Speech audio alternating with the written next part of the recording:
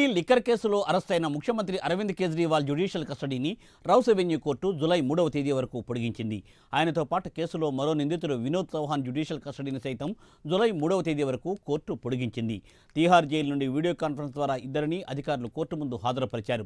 Delhi liquor policy కేసులో అవినీతి ఆరోపణలపై మార్చి 21న అరవింద్ కేజ్రీవాల్ను ఎన్ఫోర్స్మెంట్ డైరెక్టరేట్ అరెస్ట్ చేసింది.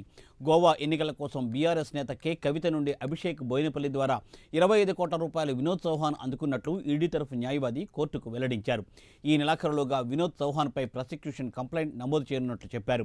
వినోద్ చౌహాన్ను మేలో అరెస్ట్ చేశారు.